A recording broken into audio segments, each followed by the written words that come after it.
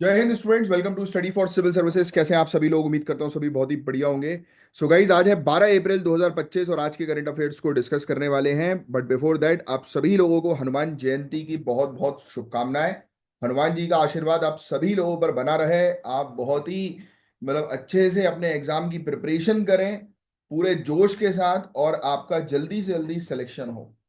तो ये जो लेक्चर है गाइज, ये करंट अफेयर्स का लेक्चर है। अगर आप में से जो भी स्टूडेंट यूपीपीसीएस, बीपीएससी, यूपीएससी या किसी भी स्टेट पीएससी की तैयारी कर रहे हैं, तो लेक्चर को एंड तक जरूर देखिएगा, क्योंकि यहाँ पर वो सभी टॉपिक्स हम लोग कवर अप करते हैं जो एग्जामिनेशन के लिए बहुत ज्यादा इंपॉर्टेंट होते हैं। ये देखिए गाइज, ये है हमारे ज्ञान सर, और ज्ञान सर का स्पेशल पेड बैच आप लोगों के लिए अवेलेबल है। ये दिए गए नंबर पर तुरंत कांटेक्ट करो अगर UPPCS, BPSC, UKPSC, RO BEO, UP triple SC exam की तैयारी कर रहे हो, तो क्योंकि यहाँ पर प्रॉपर सॉलिड तैयारी करवाई जाती है। इन बैचेस का कोई तोड़ नहीं है। और इवन हरियाणा, राजस्थान या छत्तीसगढ़ से भी बिलोंग करते हो तो भी बैचेस को जो है वो तुरंत कॉल करके जो है वो ज्वाइन कर लो। और अगर आप बताओगे कि आप रेगुलरली करंट अफेयर्स के लेक्चर्स देखते हो, तो आपको डिस्काउंट भी मिल सकता है। और ये सब टॉपिक्स हैं आज के जिनको हम डिस्कस करेंगे, बट पहले आप लोग पेन और पेपर लेकर बैठिए, और जो भी टॉपिक्स में इंपॉर्टेंट चीजें मैं आपको बताते जाऊंगा वो आपको नोट डाउन करना है। और मैं जो भी चीज पढ़ा रहा हूं उसको ध्यान से सुनना है, बिना किसी डिस्ट्रैक्शन के। तो जाओ पेन और पेपर लेकर आओ, जब तक मैं आप लोग के कमेंट्स देख लेता हूं। प्रीति मिश्रा ने आंसर दिया है, आयुष गुप्ता के आंसर्स आए हैं, वेरी गुड। बहुत बढ़िया, बहुत बढ़िया सभी लोग। सर, इंटरव्यूअर को ये रिप्लाई नहीं कर सकते ना कि पावर के लिए ज्वाइन करना है? ये वो मुस्कुराहट में बातें होती हैं, इससे लाइफ सिक्योर होगी एंड फैमिली सिक्योर। भाई लिख सकते हो ऐसा कुछ नहीं है। पावर की जगह रिस्पॉन्सिबिलिटी यूज करो कि मुझे रिस्पॉन्सिबिलिटी जो है वो लेना पसंद है, और इसलिए मुझे ये जॉब जो है वो अट्रैक्ट करती है। राइट। और मेरी फैमिली जो, ऑब्वियस बात है कि जॉब सिक्योरिटी तो होती है, तो आप ये चीज मेंशन कर सकते हो। क्योंकि देखो, उनके सामने सच जो है वो बोलना है, नहीं तो फिर गेम इज ओवर। उनको भी पता होता है कि भाई लोग यहाँ पर पावर के लिए और इन सब चीजों के लिए आ रहे हैं। वो वहां पर जो लोग बैठे हुए हैं भाई, उन्होंने हजारों लोगों के इंटरव्यू लिए हैं दिन, और सालों का उनके पास एक्सपीरियंस है। तो वो आप आपकी बॉडी लैंग्वेज से, आपके एक्सप्रेशन से ही जान जाते हैं कि आप क्या करते हैं। जैसे होता है ना कि आप भी समझने लगोगे धीरे धीरे करके। अब ये सिविल सर्विसेज की प्रिपरेशन ही ऐसी है कि आपके सामने कोई व्यक्ति आएगा, कौन ट्रस्टेड है कौन नहीं है, ये आप समझना जो है वो शुरू प्रिपरेशन के दौरान से ही कर दोगे। तो यही तो खूबी है इसकी प्रिपरेशन की, जो सभी को करना चाहिए एटलीस्ट एक ना एक बार। चलो ठीक है सर, मैं ही प्रीति। फिर इसके अलावा आयुष गुप्ता, वेरी गुड, बहुत बढ़िया। और बहुत बढ़िया है, सभी लोग बहुत बढ़िया आंसर लिख रहे हैं। रोहिका ने आज, रोहित गुप्ता रोहिका 04 की आईडी से हैं। रोहित गुप्ता ने भी आंसर जो है वो दिए हैं, वेरी गुड। अंजलि के भी आंसर। रोहित, आंसर रेगुलर देना शुरू करो आप, आपका पहला कमेंट है शायद आज। शगुन सिंह, आपने यूपीपीसीएस का फॉर्म भरा है और उसमें था कि आर यू ब्लाइंड और हैव विजन प्रॉब्लम, और आपने, अच्छा मैंने आपको ये पढ़ा था कल, तो आपने जो है फॉर्म में नो लिखा। हाँ ठीक है, कोई दिक्कत नहीं, कोई इशू नहीं होगा बाबा, कोई इशू नहीं होगा। अब फॉर्म भर दिया है, बस सिलेक्शन की देरी है। मुझे एक बात समझ नहीं आई कि पब्लिक को ये जानने का हक क्यों। हाँ भाई, ये शगुन जी, ये जो क्वेश्चन पूछ रहे हो ना, इसमें डेंजर में पड़ जाओगे, ये समझना चाहिए आपको। मेरी बात समझिए, आप किस एग्जाम की तैयारी कर रहे हो? Civil services. पब्लिक की सर्विस करने वाले बन रहे हो। कौन बन रहे हो? सिविल सर्वेंट, जनता के सेवक। तो जनता को अधिकार नहीं होगा कि कितनी संपत्ति लेके बैठे हुए हो, उनके लिए काम कर रहे हो या करप्ट हो रहे हो? क्योंकि उनका पैसा, पैसे से आपकी सैलरी आ रही है। अब बोलो इसका जवाब। समझ में आई बात?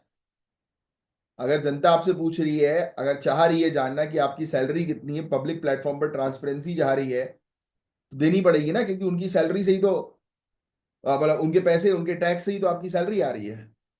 इसीलिए तो ये क्लैरिटी रखो अपने दिमाग पर, अपने आप को ऑफिसर समझो, तो इसका आंसर ऑटोमेटिकली मिल जाएगा। शरफ, बिल्कुल। शरफ हैदर, वेरी गुड आंसर्स लिखे हैं। पायल भारती, बहुत बढ़िया यार। श्वेता यादव, बहुत बढ़िया। हाँ बिल्कुल, शिवम ने लिखा है कि सैफीन, यस, हाँ मैं सैफीन की बात कर रहा था, बिल्कुल सही। सैफीन हसन की बात कर रहा था उस दिन मैं, आईपीएस की। बिल्कुल सही, वो एग्जाम्पल सैफीन हसन का ही था। Ayushi Singh, very good. ईशा ठाकुर, बहुत शानदार यार, बहुत शानदार सभी लोग, बहुत बढ़िया। चलो ठीक है, आपके अब मैंने आंसर्स भी जो है वो देख लिए हैं, आपके जो कमेंट्स थे उसका रिप्लाई भी कर दिया है।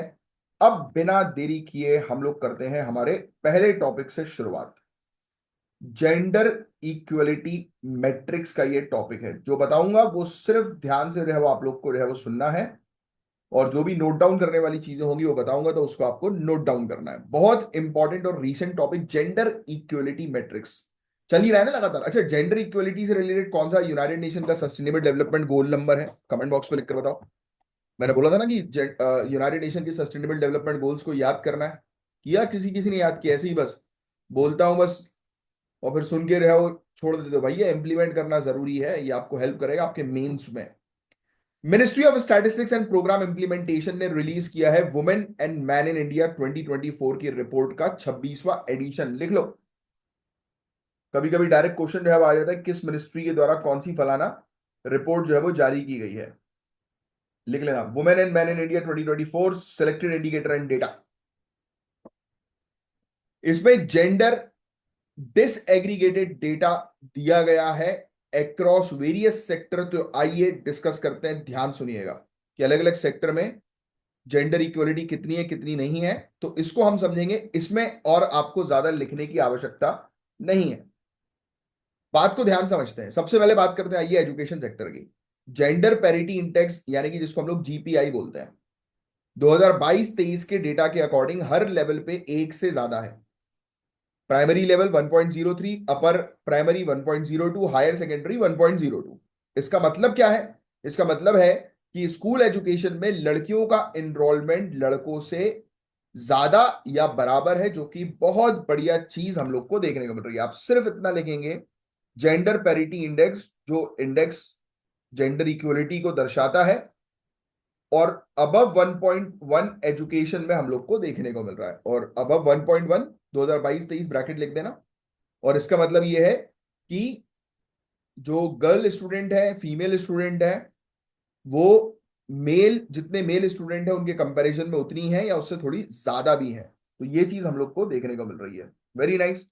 एजुकेशन सेक्टर में जेंडर इक्वलिटी अच्छा काम कर रही है। आपके लिए क्वेश्चन है, जेंडर पैरिटी इंडेक्स का क्या मतलब होता है? इसका एक्सप्लेनेशन तो मैंने आपको दे दिया, इसकी प्रॉपर डेफिनेशन आप नीचे कमेंट बॉक्स पर लिख कर बताएंगे। इकोनॉमिक्स का एक इंपॉर्टेंट टॉपिक है।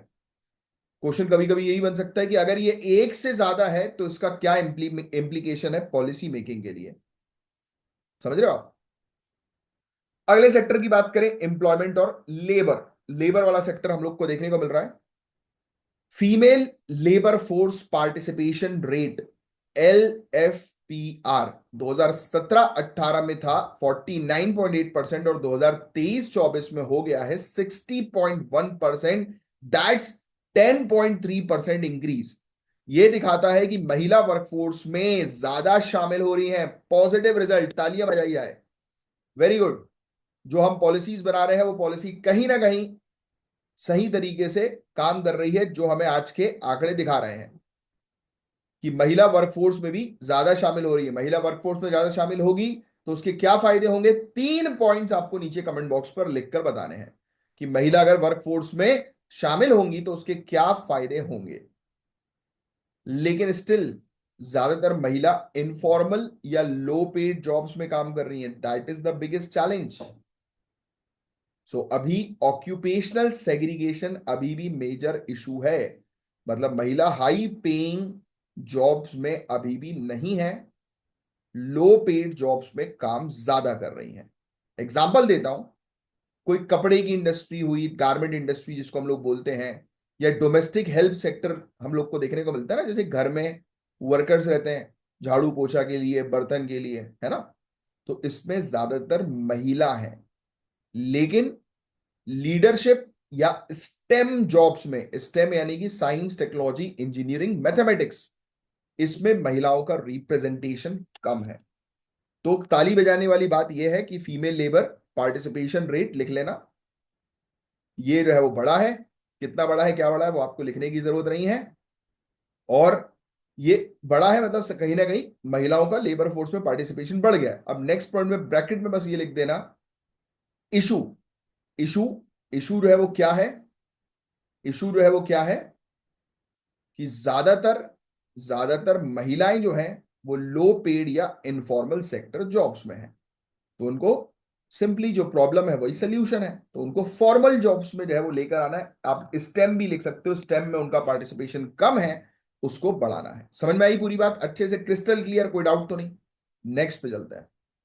2023-24 के डेटा के मुताबिक महिलाओं के पास 39.2% टोटल बैंक अकाउंट्स हैं और उनका शेयर है 39.7% एग्रीगेट डिपॉजिट का।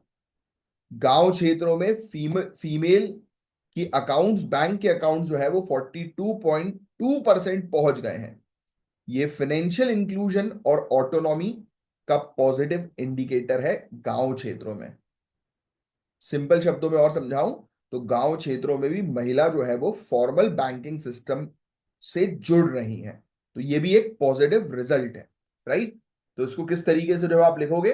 सिंपली कि महिला जो है उनका बैंकिंग एक्सेस और इंप्रूव हुआ है, राइट? फाइनेंशियल इंक्लूजन में सरकार ने अच्छा काम किया है, राइट? वित्तीय समावेशन में सरकार का जो है वो अच्छा योगदान है, मतलब उनकी पॉलिसीज अच्छी रही है, राइट? नेक्स्ट, स्टॉक मार्केट में भी महिलाओं का प्रेजेंस बढ़ रहा है। डीमैट अकाउंट्स, यानी कि अगर आप स्टॉक मार्केट थोड़ा बहुत जानते हैं तो आपको पता होना चाहिए कि इसको स्टॉक मार्केट में इन्वेस्टमेंट करने के लिए आपके पास डीमैट अकाउंट होना जरूरी होता है। तो डीमैट अकाउंट महिलाओं के भी जो है वो ज्यादा ओपन हुए। महिला 6.67 मिलियन अकाउंट्स थे महिलाओं के डीमैट अकाउंट, इससे बढ़कर 27.71 मिलियन हो गए 2024 में।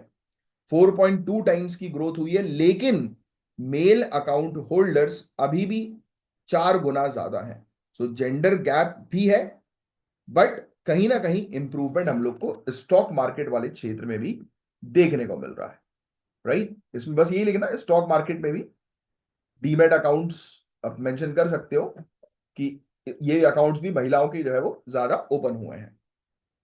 एक एग्जांपल दे देता हूं, जैसे शहरी क्षेत्र में जो एजुकेटेड महिला है ना, ये तो स्टॉक मार्केट में आ रही हैं, लेकिन पता है गांव क्षेत्रों और जो सेमी अर्बन एरियाज होते हैं ना, जो ना ही पूरी तरह से गांव होता है ना पूरी तरह से शहर होता है, हाईवेज वगैरह में देखने को मिलते हैं, इसमें डिजिटल लिटरेसी अभी भी बैरियर है। मतलब गांव क्षेत्रों में अभी भी महिलाएं जो है वो स्टॉक मार्केट में नहीं आई हैं, तो उनको लेकर आना ये एक मतलब आप कह सकते हो कि चैलेंज है या टास्क है, इसको जो है वो कंप्लीट करना है। डीपीआईआईटी, डीपीआईआईटी फुल फॉर्म लिखकर बताओ, कल भी डीपीआईआईटी का एक टॉपिक आया था। महिलाओं के स्टार्टअप्स बढ़ रहे हैं। DPIIT registered startups with at least one women director. 2017 में 1943 थे, 2024 में 17,405 हो गए। 800% की ग्रोथ हुई है, और ये एक मेजर शिफ्ट दिखाता है towards women in leadership and enterprise. तो महिला आज की डेट में स्टार्टअप सेक्टर में भी, यानी कि वुमेन एंटरप्रेन्योर्स की ग्रोथ बढ़ी है, 800 टाइम्स ग्रोथ, ये लिख सकते, क्योंकि एक बहुत ही शानदार आंकड़ा सामने आया है। वुमेन एंटरप्रेन्योर्स, ऐसे लिख सकते हो, वुमेन एंटरप्रेन्योर ग्रोथ 800 टाइम्स। अब आते हैं पॉलिटिक्स की तरफ। वोटिंग ट्रेंड्स भी काफी इंकरेजिंग है। 2024 में महिला वोटर टर्नआउट था 65.8%, जो मेल टर्नआउट से ज्यादा था। यानी कि पॉलिटिक्स में भी महिलाओं का इन्वॉल्वमेंट बढ़ रहा है।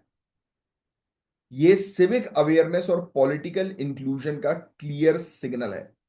तो ये भी लिख सकते हो, पॉलिटिकल पार्टिसिपेशन भी महिलाओं का है वो बड़ा है। ये आंकड़े वगैरह लिखने की जरूरत नहीं है, दैट इज नॉट इंपॉर्टेंट। क्या मुझे टोटल फर्टिलिटी रेट की डेफिनेशन लिखकर बता सकते हो कमेंट बॉक्स पे? ये बहुत इंपॉर्टेंट टॉपिक है। टोटल फर्टिलिटी रेट अब है 2.0, which shows population stabilisation. But सबसे अच्छा टोटल फर्टिलिटी रेट क्या होता है, कोई बता सकता है? 2.1।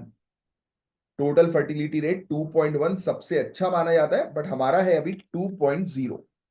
ये चीज मेंशन कर सकते हो। हालांकि कुछ कुछ रिपोर्ट्स में 1.9 भी है, तो आप एक जनरल आंकड़ा वैसे आपसे पूछेंगे नहीं, एक ध्यान में रखना। फीमेल लाइफ एक्सपेक्टेंसी अब 71.3 ईयर्स है। मतलब एक महिला का ऑन एन एवरेज लाइफ जो है वो 71 ईयर्स तक की देखने को मिलती है। लेकिन रूरल अर्बन डिवाइड अभी भी बड़ा मुद्दा है in terms of reproductive health services and awareness. मतलब आज भी गांव क्षेत्रों में सबसे बड़ा मुद्दा हेल्थ सर्विसेज का है, क्योंकि वहां पर आज भी बेसिक हेल्थ सेंटर्स अवेलेबल नहीं है, जिसको अवेलेबल कराना जरूरी है। अगर अवेलेबल है तो वहां पर डॉक्टर्स नहीं है। इसीलिए तो कुछ दिनों पहले हमने आर्टिकल्स पढ़े थे जिसमें क्लियरली बताया गया था कि हम आंगनवाड़ी महिलाओं महिलाओं को ट्रेन करें। याद आ रहा है कुछ? उनको स्किल्स प्रोवाइड करें कि जिससे कि वो बेसिक हेल्थ केयर सर्विसेज भी प्रोवाइड करा सकें। आशा वर्कर्स, याद आ रहा है? आशा वर्कर्स के बारे में हमने बात करी थी। तो बस यही था गाइस पूरा ओवरऑल टॉपिक। इसमें पॉजिटिव चीज क्या है? एजुकेशन, फाइनेंशियल इंक्लूजन काफी स्ट्रांग है। लेबर फोर्स पार्टिसिपेशन रेट और महिलाओं, वुमेन एंटरप्रेन्योर्स की ग्रोथ हुई है। पॉलिटिकल एंगेजमेंट भी इंप्रूव हुआ है। बट चिंता यह है, महिला अभी भी लो पेइंग जॉब्स में इन्वॉल्व है। दूसरी चिंता है, डिजिटल डिवाइड अभी भी है। तीसरी चिंता हमें देखने को मिल रही है कि लीडरशिप रोल में महिलाओं का रिप्रेजेंटेशन कम है। तो क्या करें हम लोग? तो हम स्किल ट्रेनिंग कर सकते हैं, tech, fintech, clean energy sector में। बोर्ड लेवल मैंडेट्स महिलाओं के लिए बनाया जाए, मतलब कि डायरेक्टर में जैसे एक ना एक महिला होना जरूरी है, ऐसे मैंडेटरी प्रोविजंस लाए जाएं। गांव क्षेत्रों में सेल्फ हेल्प ग्रुप्स के थ्रू डिजिटल लिटरेसी को स्प्रेड करना है कि लोग जो है वो डिजिटल चीजें सीखना शुरू करें। Gender data monitoring dashboard launch करना है फॉर रियल टाइम ट्रैकिंग। समझे? तो गाइज ये एक कॉम्प्रिहेंसिव ओवरव्यू देखा हमने जेंडर इक्वलिटी मैट्रिक्स 2024 की रिपोर्ट का। किस मिनिस्ट्री ने ये रिपोर्ट जारी करी है? कमेंट बॉक्स में मिनिस्ट्री का शॉर्ट फॉर्म में आंसर लिख दो। अभी के अभी बात करते करते टाइप कर दो। मतलब मैं बात कर रहा हूं, आप सुनते सुनते रहे, वो टाइप कर दो फटाक से, कमान, बिना देरी किए, अभी के अभी। चलो आपको रिवीजन करवा देता हूं। रिवीजन क्या करा रहा हूं? मैं नहीं करा रिवीजन। टॉपिक ठीक ठाक था, अब रिवीजन करवा ही दिया मैंने। चलो आगे बढ़ते हैं, नेक्स्ट टॉपिक की तरफ चलेंगे। तो ये टॉपिक है क्रेडिट, अच्छा ये credit for grass root growth वाला टॉपिक है। हाँ ठीक है समझ गया मैं। आओ, सिर्फ जो चीज बता रहा हूं उसको ध्यान समझना। एक एग्जांपल लेते हैं। एक छोटी सी दुकान हो या एक नया स्टार्टअप का सपना, किसी व्यक्ति को एक छोटी दुकान खोलनी हो या किसी को अपना एक स्टार्टअप चालू करना हो, है ना? तो हम बात करने वाले हैं उसी से रिलेटेड योजना के बारे में जिसने करोड़ों लोगों के सपने को पूरा किया है। योजना का नाम है प्रधानमंत्री मुद्रा योजना। प्रधानमंत्री मुद्रा योजना के बारे में हम जो है वो चर्चा करेंगे, लिख लो। प्रधानमंत्री मुद्रा योजना के 10 साल हो गए हैं। ये एक ऐसी स्कीम है जिसने सेल्फ एम्प्लॉयमेंट और महिलाओं को, मतलब महिला जो है वो स्टार्टअप में शामिल हो, उस चीज को प्रमोट किया है। अप्रैल 2025 में मुद्रा योजना के 10 साल पूरे हो गए। चाहो तो लिख सकते हो, 10 ईयर की इसकी एनिवर्सरी है 2025 में। इस मौके पर हमारे ऑनरेबल प्राइम मिनिस्टर और मिनिस्टर्स ने इस स्कीम के अचीवमेंट्स पर रोशनी डाली। इनने बोला क्रेडिट एक्सपेंशन, कि हमने लोन बढ़ा दिए हैं। सोशल इंक्लूजन, काफी सारे लोगों को शामिल कर दिया है। और महिला सशक्तिकरण पर काम किया। स्कीम कौन चलाती है? Ministry of finance. लिख लेना, ये स्कीम जो है वो किसकी है? मिनिस्ट्री ऑफ फाइनेंस की। किसके थ्रू चलाती है? मुद्रा लिमिटेड। और ये सिडबी के अंडर आती है, सिडबी के अंडर आती है। इसने नई लोन कैटेगरी तरुण प्लस जो है वो इंट्रोड्यूस करी थी। अभी मतलब को लिखवा दूंगा बाद में।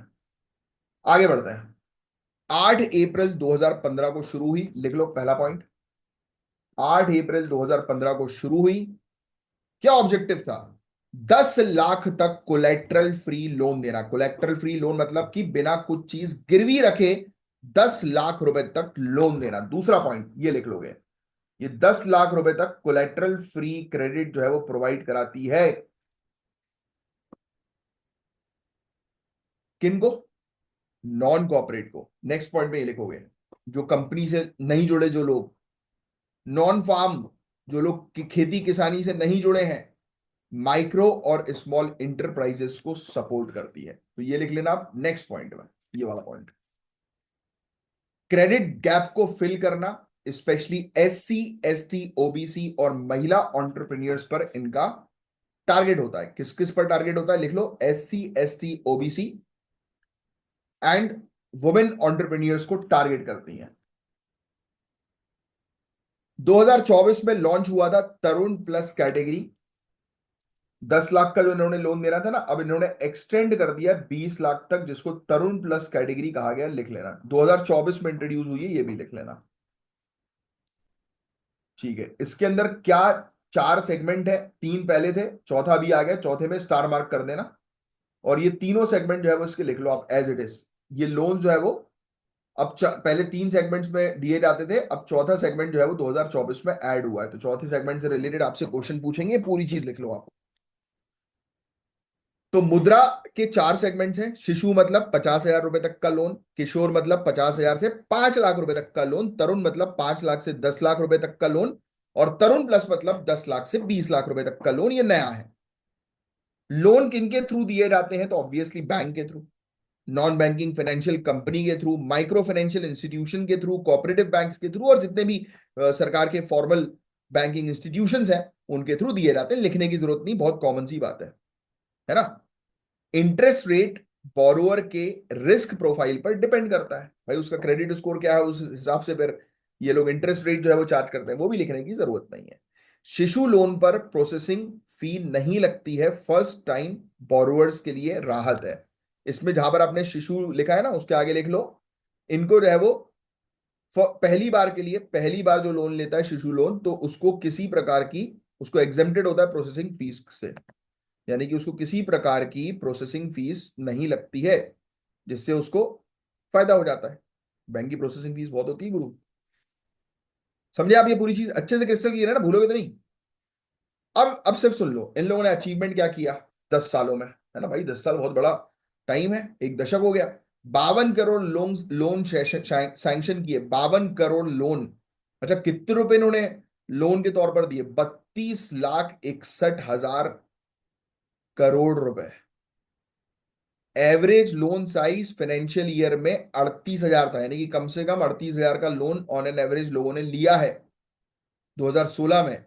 और 2025 में ये 1.02 लाख रुपीस हो गया, यानी कि नॉर्मली एवरेज तौर पर 1 लाख, 1.25 लाख के आसपास लोग लोन ले रहे हैं, यानी कि 1 लाख के आसपास ही मानो, सवा तो ज्यादा हो जाएगा।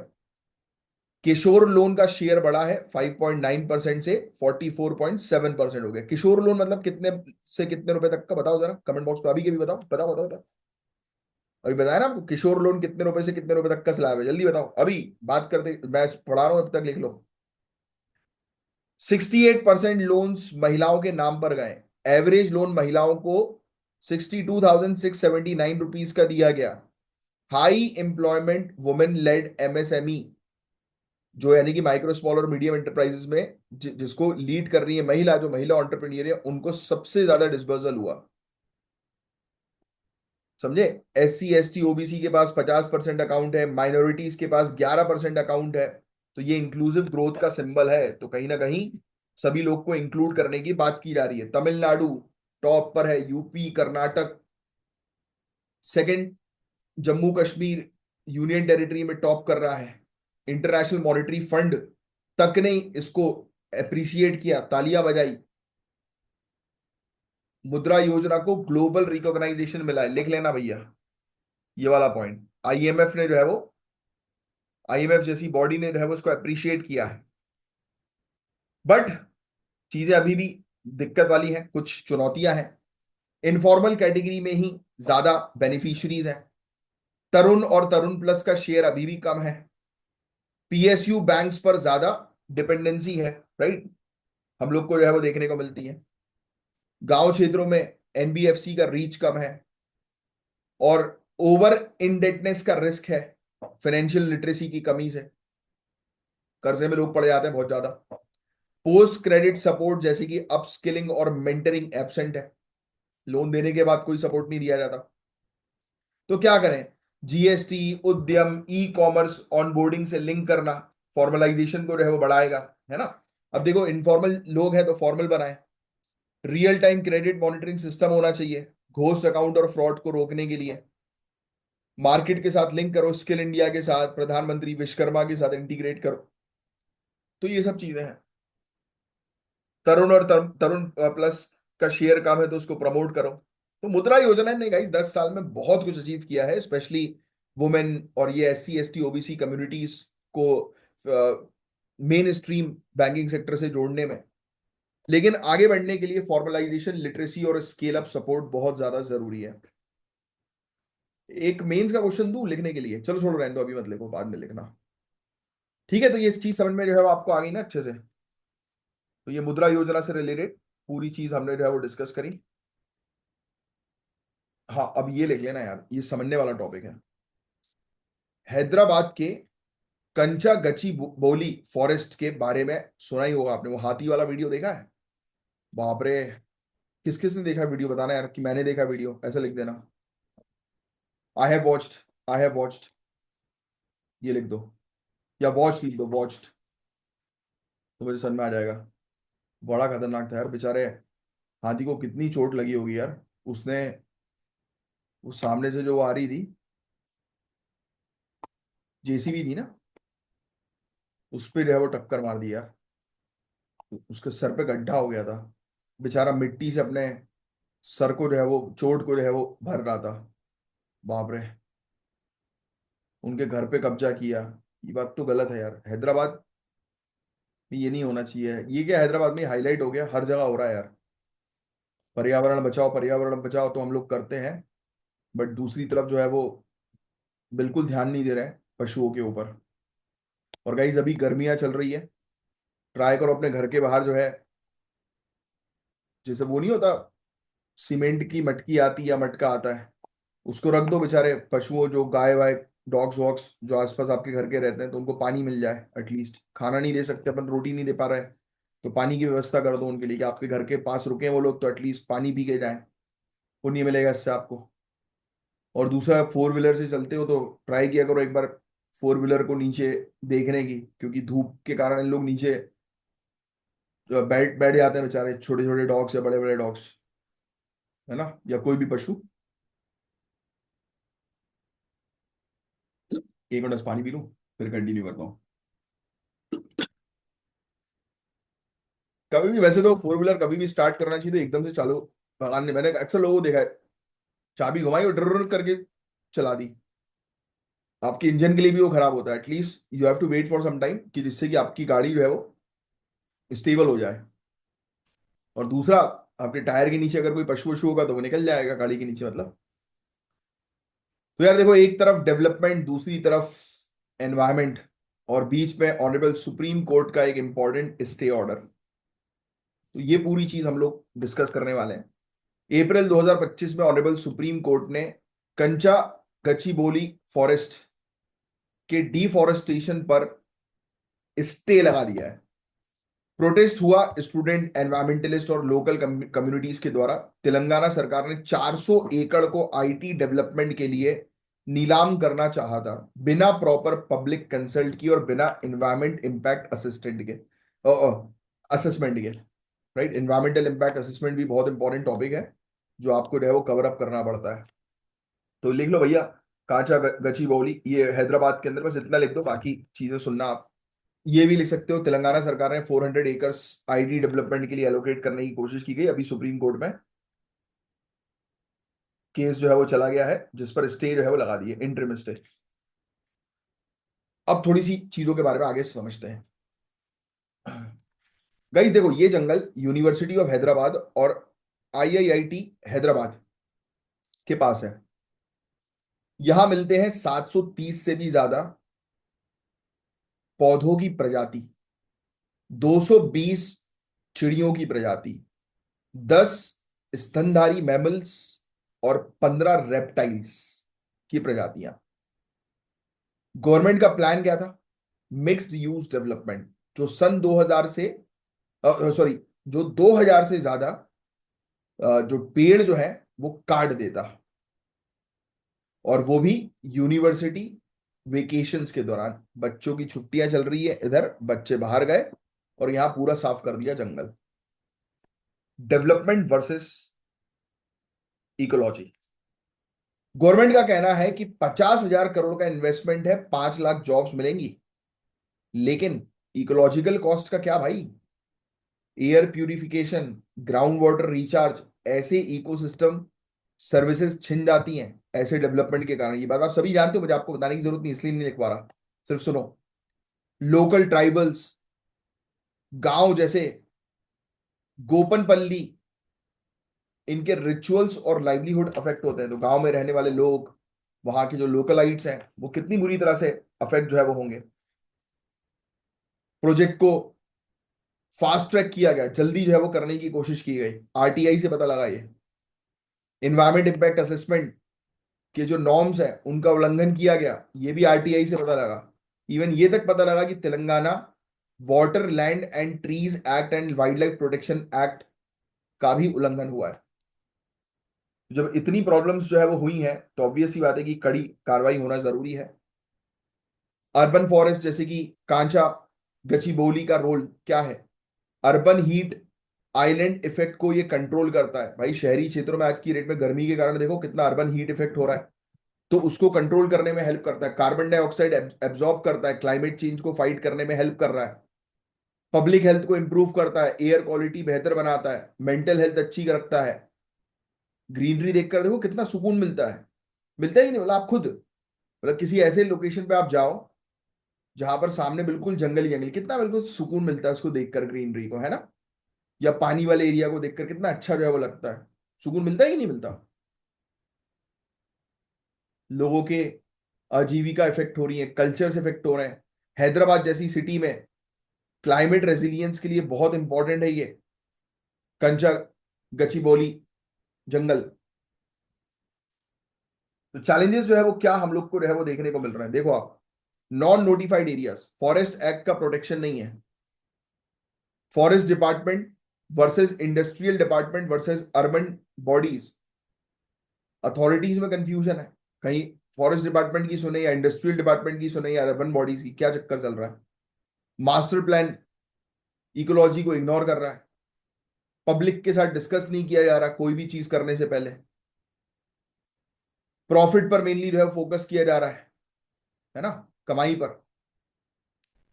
तो अर्बन फॉरेस्ट प्रोटेक्शन एक्ट का भाई पालन करो, पहली चीज तो ये है। अर्बन ग्रीन जोन्स को लीगल स्टेटस मिले, पब्लिक पार्टिसिपेशन के साथ साइंटिफिक असेसमेंट हो, एनवायरमेंट इंपैक्ट असेसमेंट को और स्ट्रांग बनाओ।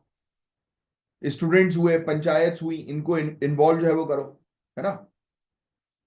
वार्ड लेवल बायोडाइवर्सिटी का रिकॉर्ड मेंटेन किया जाए, यानी कि हर वार्ड में जैव विविधता क्या चल रही है उसका रिकॉर्ड मेंटेन हो। रेगुलर मॉनिटरिंग और स्ट्रिक्ट तरीके से कानून को लागू किया जाए। ये काफी इंपॉर्टेंट टॉपिक है गाइस। ये अर्बन फॉरेस्ट का रियल केस स्टडी है ये, कि उसको जो काटा जा रहा है। और देखो कितनी चालाकी से बच्चों की स्कूल की छुट्टियां चल रही है और यहाँ जंगल उड़ाने की जो है वो पूरी तैयारी जो है वो हो चुकी। बट ठीक है, अभी तो स्टेज है वो लग गया है। बट वो हाथी का वीडियो देखकर भाई आज भी, मतलब कि देखा है आप लोगों ने, देखा ही होगा वैसे तो, बहुत फेमस है भाई। बहुत कष्ट हुआ था मुझे उस वीडियो को जो है वो देखकर। एफएओ का नाम सुना है सभी ने? फूड एंड एग्रीकल्चर ऑर्गेनाइजेशन, बहुत इंपॉर्टेंट है। लेकिन क्या आप जानते हो कि एफएओ ने अब यूनिवर्सिटीज के सिलेबस को भी बदलने की जिम्मेदारी उठा ली है और जेंडर इक्वलिटी के लिए 1 बिलियन यूएस डॉलर का कमिटमेंट भी किया है। तो आज इसी चीज को हम लोग समझेंगे, एफएओ के 4 बेटर्स और commit to grow equality initiative के बारे में। वेरी इंपॉर्टेंट, ये एग्जामिनेशन में आएगा। फूड एंड एग्रीकल्चर ऑर्गेनाइजेशन का 4 बेटर्स कोर्स इनिशिएटिव, ये उन्होंने 2024 में जो है वो लॉन्च किया था, वर्ल्ड फूड फोरम रोम में। और इनका एक और चीज है, एक initiative commit to grow equality initiative, ये यूनाइटेड नेशन जनरल असेंबली के दौरान इन्होंने शुरू किया था, बताया था मतलब इस इनिशिएटिव के बारे में। तो क्वेश्चन ये बन सकता है, 4 बेटर कोर्स इनिशिएटिव किसका है? बताओ कमेंट बॉक्स में। अक्टूबर 2024 में रोम के वर्ल्ड फूड फोरम पर एफएओ ने एक नया इनिशिएटिव लॉन्च किया, क्या नाम है? 4 बेटर कोर्सेस। ये कोर्स एफएओ के स्ट्रेटेजिक फ्रेमवर्क 2022 से 31 से जुड़े हुए हैं, जो सस्टेनेबल डेवलपमेंट गोल 2030 एजेंडा को भी सपोर्ट करते हैं। जेंडर इक्वलिटी का है, आपने लिख दिया होगा उसका आंसर। एफएओ क्या चाहता है, मैं आपको सिंपल तरीके से समझाता हूं। ये चाहता है कि यूनिवर्सिटी और कॉलेजेस अपने सिलेबस में सस्टेनेबल फार्मिंग और न्यूट्रिशंस जैसे टॉपिक्स को समझाने के नए तरीके लाएं। तो ये चीज चाह रहा है एफएओ कि भाई स्कूल के बच्चे सस्टेनेबल फार्मिंग, नेचुरल फार्मिंग, ये सब चीजें समझें, न्यूट्रिशन पर फोकस करें, क्योंकि आज की डेट में लोग इन सब चीजों पर फोकस नहीं कर रहे हैं। लोगों की हैबिट्स खराब हो गई और उसके कारण अपनी मेंटल हेल्थ, फिजिकल हेल्थ खराब करते जा रहे हैं। क्यों आज की डेट में लोग इंटेलिजेंट नहीं बन रहे? क्यों आज की डेट में लोगों की बॉडी फिट नहीं हो पा रही? रीजन यही है भाई। क्यों आलस आ जा रहा है? क्यों थक जा रहे हो? क्यों चीजें याद नहीं हो पा रही? बिकॉज बॉडी और body and brain wants, you are not giving that particular thing. This is the issue भाई। ये पढ़ते यार, आप लोग तो समझदार लोग हो, आप लोग को तो, आप तो अवेयर हो, आपको तो खुद करना चाहिए, बाकी लोग जाए भाड़ में। अभी के लिए पहले अपनी सुरक्षा खुद करो, अपने आप को पहले डेवलप करो, आपको देखकर दूसरे लोग खुद ब खुद डेवलप होने लगेंगे। ऐसे करके आप समाज को चेंज कर सकते हो। आप खुद ही नहीं करोगे तो समाज को कैसे करोगे चेंज? अब एक चीज समझाता हूं मैं आपको, ऑब्जेक्टिव क्या है एफएओ का। रिसोर्सेज और पब्लिकेशंस को यूनिवर्सिटी सिलेबस का हिस्सा बनाना, स्टूडेंट्स को ग्लोबल एग्री फूड सिस्टम के बारे में प्रैक्टिकल नॉलेज देना, क्लाइमेट रेजिलियंस और सस्टेनेबिलिटी के कंसेप्ट को स्ट्रॉन्ग करना। ये बहुत बेसिक चीज है, आपने तो बस समझ लिया कि भाई ये, और जो समझना था कि एफएओ चाहता है कि यूनिवर्सिटीज और कॉलेजेस के सिलेबस के अंदर अब न्यूट्रिशन और सस्टेनेबल फार्मिंग भी पढ़ाया जाए। एफएओ के पास गाइस 600 से ज्यादा मल्टीलिंगुअल सर्टिफाइड कोर्सेज हैं। इन्हें काफी पोस्ट ग्रेजुएट और मास्टर लेवल पे ऑलरेडी यूज किया जा चुका है। तो ये तो एक इंटरेस्टिंग फैक्ट है जो मैंने भी आपको बताया। ऑब्जेक्टिव भी हमने जो है वो देख लिया, देखो 600 से ज्यादा कोर्सेज, लिखने की जरूरत नहीं है। अब जो मेन काम की चीज है वो है फोर बेटर फ्रेमवर्क। ये चीज लिखना, better production, better nutrition, better environment, better life, बस ये चार चीज लिखना, फोर बेटर। तो ये फोर बेटर चीजें हैं। बेटर प्रोडक्शन, इंक्लूसिव और सस्टेनेबल प्रोडक्शन सिस्टम प्रमोट करना, यानी कि उत्पादन जो भी हो वो सस्टेनेबल हो, सतत हो। फूड सप्लाई चेन को एफिशिएंट और क्लाइमेट रेजिलिएंट बनाना। फार्म टू फोर्क, पता है आपको? फार्म टू फोर्क, फोर्क मतलब वो कांटे चम्मच वाला। खेत से लेकर घर की प्लेट तक सप्लाई हो पाए खाना अच्छी तरीके से विदाउट वेस्टेज, ये सिखाया जाएगा यहां पर। इस चीज को प्रमोट करने पर फोकस किया है। बेटर न्यूट्रिशन, सबको हेल्दी, सेफ और अफोर्डेबल डाइट देना, हंगर और माल न्यूट्रिशन से फाइट करना। बेटर एनवायरमेंट, इकोसिस्टम का सस्टेनेबल यूज करना, क्लाइमेट चेंज को टैकल करना इको फ्रेंडली फार्मिंग के थ्रू। बेटर लाइफ मतलब रूरल अर्बन गैप को कम करना, जेंडर इक्वलिटी और लाइवलीहुड इंप्रूवमेंट पर फोकस करना। ये चार बेटर सिर्फ फार्मिंग के बारे में नहीं बल्कि एक होलिस्टिक जिंदगी का विजन है, जिसमें प्लैनेट भी बचे हमारा और इंसान भी तरक्की करे, धरती बचे हमारी और लोगों का डेवलपमेंट हो। समझे आप? तो यूनाइटेड नेशन जनरल असेंबली में 2024 में एफएओ ने एक और पावरफुल इनिशिएटिव लॉन्च किया, जिसके बारे में मैंने आपको बताया था। जिस इनिशिएटिव का नाम जो है वो क्या है? Commit to grow equality. Very important, याद रखना। $1 बिलियन का जेंडर रिस्पॉन्सिव इन्वेस्टमेंट। इनने बोला कि हमें $1 बिलियन जो है वो खर्च करेंगे किस चीज के लिए? Gender responsive agri food initiative के लिए। मतलब समझ में क्या आया? कि महिलाओं को भी शामिल करो। एग्रीकल्चर पॉलिसीज बनाते समय महिलाओं के बारे में भी सोचो, उनकी आजीविका के बारे में, उनके रोल के बारे में एग्रीकल्चर में। 54 मिलियन महिलाओं को डायरेक्ट बेनिफिट मिलेगा, स्पेशली गांव क्षेत्रों में महिलाओं का सशक्तिकरण होगा। ये इनिशिएटिव भारत जैसी कंट्रीज के लिए काफी इंपॉर्टेंट है, काफी रेलिवेंट है, जहां गांव क्षेत्रों में रहने वाली महिला एग्रीकल्चर बैकबोन है, पर पॉलिसी में कम दिखाई देती है। ये बात भी सत्य है। और इवन पॉलिसी छोड़िए, आप पता है आपको, ज्यादातर खेतों में महिला काम करती हैं, बट जब अगर कोई फोटो की बात की जाए फार्मिंग से जुड़ी, तो एक किसान जो है मेल, वो हल चलाता हुआ दिखाई देता है, फीमेल नहीं दिखाई दे रही वहां पर। देखा है आपने? कई बार दिमाग में भी वही पिक्चर आती, क्योंकि वही चीज देख रहे हैं। यही गेम तो चेंज करना है गुरु। So Indian universities FAO align courses adopt कर सकती हैं। एग्रीकल्चर और फूड सिस्टम प्रोफेशनल्स के लिए नई स्किल्स का डेवलपमेंट होगा। भारत की स्कीम्स काफी सारी हैं, महिला किसान योजना हुआ, है ना, ऐसी काफी सारी स्कीम्स में जेंडर इक्वलिटी को प्रमोट जो है वो किया जा सकता है, राइट। तो ये चीजें हैं, बस और कुछ नहीं। फोर बेटर्स को नेशनल करिकुलम में लाना है। पीएम किसान जैसी जो स्कीम वगैरह जो है उनको जेंडर ट्रैकिंग टूल जो है बनाना, देखो पोषण अभियान वगैरह में, है ना, पीएम किसान सशक्तिकरण योजना, ठीक है। नेशनल रूरल लाइवलीहुड मिशन पढ़ा है ना आपने इसको, एनआरएलएम। तो ये था गाइस पूरा ओवरऑल टॉपिक। बस ये चीज आपको फोर बेटर्स के बारे में थोड़ी सी जो है वो ध्यान में रखनी है। वर्ल्ड फूड फोरम में जो है वो 2024 में इसको लॉन्च किया था एफएओ ने। बस दैट्स इट। बस यही था टॉपिक, इसके अलावा और कुछ खास चीजें इसके अंदर जो है वो नहीं। Global beer market impact. Stock market में सुना है कभी बुल एंड बियर? सुना ही होगा यार, वो तो आप लोगों ने वो पिक्चर जो है वो देख ली होगी, स्टॉक मार्केट की स्कैम 1992 है। तो हम समझेंगे ग्लोबल बियर मार्केट इंपैक्ट के बारे में। इकोनॉमिक्स के लिए बहुत इंपॉर्टेंट है, कान खोलकर सुनना। सबसे पहले बेसिक समझते हैं, बियर मार्केट क्या होता है, समझो।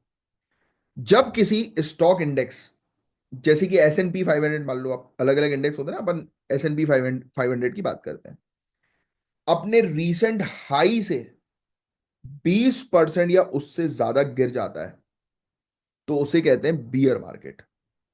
मतलब स्टॉक्स का गिरना मतलब बियर, चढ़ना मतलब बुल।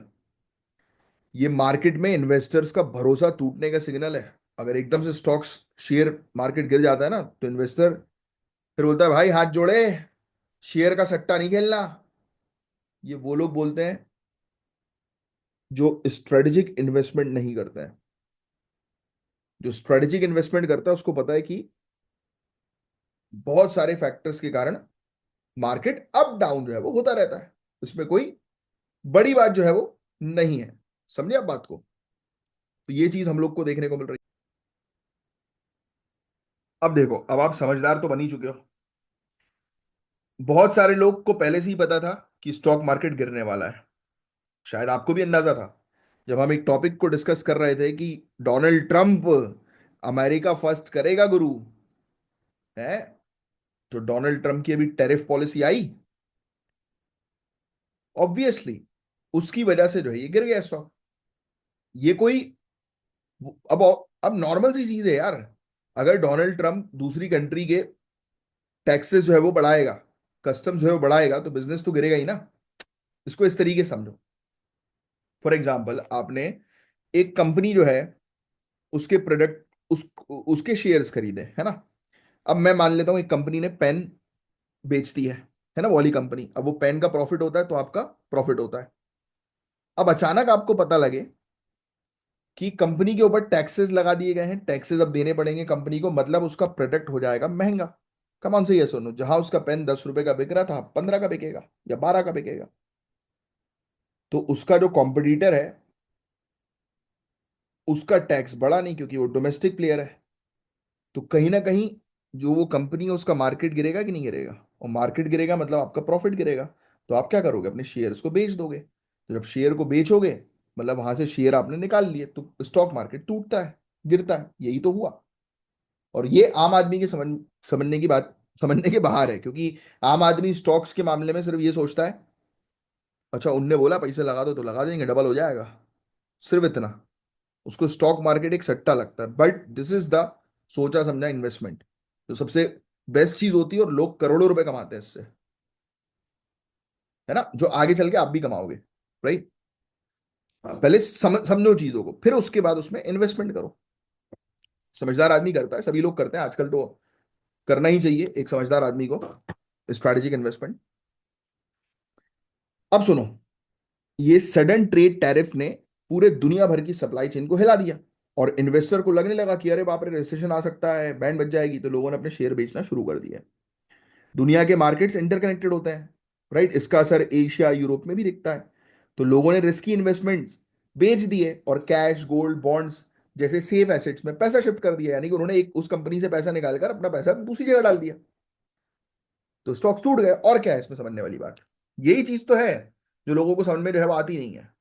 मैंने आपको कॉजेस बता दिए, कारण जो है बता दिए, राइट। ये क्या होता है कि सिर्फ चीजें पढ़नी नहीं होती, उसको समझनी होती, घुसना पड़ता है उसमें। अब मैं आपको कुछ चीजों के बारे में एक्सप्लेन करता हूं।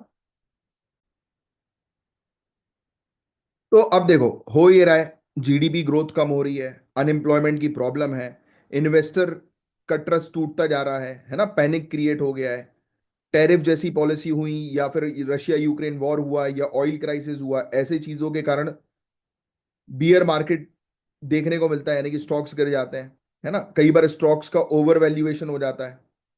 तो ये सब मिलकर स्टॉक को जो है वो क्रैश करने पर मजबूर कर देते हैं। तो जब मार्केट गिरता है तो क्या होता है भाई, इसके इम्प्लीकेशंस हम लोग को क्या देखने को मिलते हैं, लोगों की सेविंग कम हो जाती है, लोग खर्च जो है वो कम करने लगते हैं, है ना, बिजनेस एक्सपेंशन जो है वो रोक देते हैं, ग्रोथ पर इंपैक्ट होता है, जिससे जॉब जो है वो रुक जाती है, कई बार लोगों को जॉब से निकाल दिया जाता है, सैलरी कम हो जाती है या रुक जाती है, बढ़ती नहीं है, ग्रोथ नहीं होती, गवर्नमेंट टैक्स कलेक्शन जो है वो गवर्नमेंट का गिरता है, क्योंकि लोग जो है वो फिर टैक्स ही नहीं, मतलब खर्च नहीं करेंगे तो टैक्स कैसे आएगा, लोन लेना मुश्किल हो जाता है, लिक्विडिटी क्राइसिस हो जाते हैं।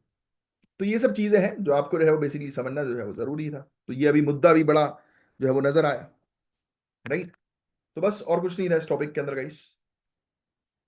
Biomass mission of the European space agency, ये वाला टॉपिक, बायोमास मिशन का, मैं कल कल देखो, कल तो संडे है, इस पर अलग से मुझे जो है वो निकालने पड़ेंगे इसके नोट्स वगैरह। ये तो आप बता ही सकते हो मिरर की फिजिकल प्रॉपर्टी क्या है, इसका आंसर मैं नहीं दूंगा, ये बहुत बेसिक फिजिक्स का क्वेश्चन है, इसका आंसर जो है वो आप दीजिएगा। और ये वाला टॉपिक जो है ये मैं आपका कवर अप करा दूंगा, biomass mission on European space agency, एक मिनट में लिख रहा हूँ, क्योंकि इसमें डिटेल्स अभी नहीं दी गई है, मैंने इसको गो थ्रू जो है वो किया था। कहाँ गया मेरे नोट्स, हर एक चीज गाइस रेडी रहती है अपने पास, आप बिल्कुल बेफिक्र रहा करो। बट हाँ, कल एक्स्ट्रा क्लास नहीं हो पाएगी, कल शायद ऑफ ही रखूंगा मैं, आप कल जो है रिवाइज करिएगा। उसका रीजन ये है कि मुझे जो है वो कल बहुत इंपॉर्टेंट काम से वकील से मिलना है, तो कल पूरा दिन वहां पे जाएगा मेरा, वकील और बैंक वैंक के नाटक हैं कल, संडे वाला दिन दिया है मैंने उन लोग को। तो SCS का एक टेलीमानस का भी आपने बोला था, वो मुझे याद है, डोंट वरी, मैं सब कुछ रिकॉर्ड रखता हूँ भाई, ऐसी अपनी क्वालिटी नहीं है, सीरियस वाले हैं अपन, हर चीज सीरियस करते हैं, यूरोपियन स्पेस एजेंसी, चाहे वो नफरत हो चाहे वो प्यार हो, सीरियस सब चीज में रहते हैं अपन। चलो, इतना ही था गाइस आज के लिए, मिलूंगा मैं आपसे कल के लेक्चर में। ये वाला क्वेश्चन मेंस का भी है, ट्राई करना है इसका आंसर जो है वो देने की, मत करना क्योंकि ये उसी से रिलेटेड क्वेश्चन दे दिया इनने, ये बाद में कवर अप कराऊंगा। चलो, और ये नेक्स्ट नेक्स्ट इस संडे नहीं, नेक्स्ट संडे जो है वो आपका हो जाएगा, और ये हमारे ज्ञान सर है, ज्ञान सर के पेड बैचेस को ज्वाइन करिएगा। अब मैं साइन ऑफ करता हूँ, मैं हूँ आपका एजुकेटर कमलाक्ष झा, जय हिंद, जय श्री महाकाल।